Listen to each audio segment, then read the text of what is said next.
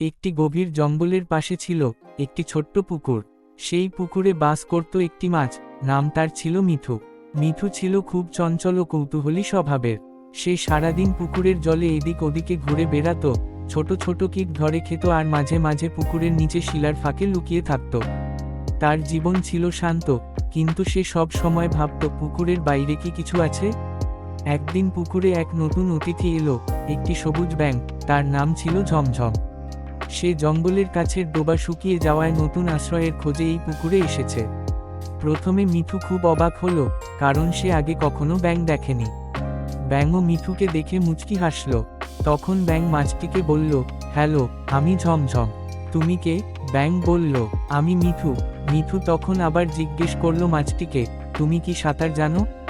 ঝমঝম হাসল আর বলল, অবশ্যই, কেন পারবো না।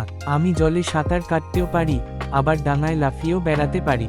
মিঠু একথা শুনে বিস্মিত হয়ে গেল। মিঠু তখন আবারও জিজ্ঞেস করল, তুমি তো ডাঙায় যেতে পারো, তাহলে আমাকে একটু বলবে বাইরের জগৎটা আসলে কেমন? ঝমঝম তখন পুকুরের বাইরের জগতের গল্প শোনাতে শুরু করল, আকাশ, পাখি, গাছ, বাতাস আর রোদের গল্প। মিঠু মুগ্ধ হয়ে শুনতে লাগল। ধীরে ধীরে তাদের মধ্যে বন্ধুত্ব বেড়ে উঠল। তারা একে অপরকে নিজেদের জগতের গল্প বলত, একসঙ্গে খেলা করত, আর অনেক সময় গম্ভীর হয়ে ভবিষ্যৎ নিয়েও চিন্তা করত। একদিন ঝমঝম বলল, চলো একবার আমরা পুকুরের বাইরে যাই, তোমাকে গাছ দেখাই, মানুষ দেখাই, কুকুর ও বেড়াল দেখাই।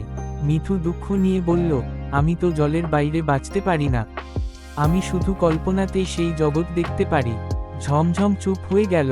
তারপর থেকে সে প্রতিদিন মিঠুকে বাইরে যা দেখেছে তা বিশদভাবে বর্ণনা করত, নতুন ফুল ফোটা, পাখিদের গান, শিশির ভেজা ঘাস, আরও অনেক কিছু বলতো।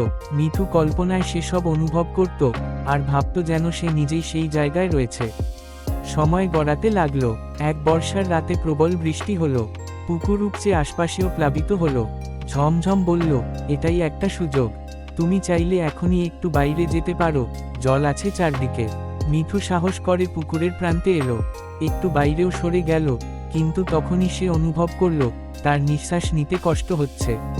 ঝমঝম ছুটে এসে তাকে আবার পুকুরে ফিরিয়ে আনলো। মিঠু বুঝে গেল তার পৃথিবী জলেই, আর ঝমঝমের জায়গা জল ও ডাঙা উভয়েই। তারা একে অপরের জগৎ পুরোপুরি বুঝতে না পারলেও তাদের বন্ধুত্ব ছিল গভীর। তারা শিখেছিল ভিন্নতা থাকা সত্ত্বেও আন্তরিকতা, শ্রদ্ধা ও ভালোবাসাই প্রকৃত সম্পর্কের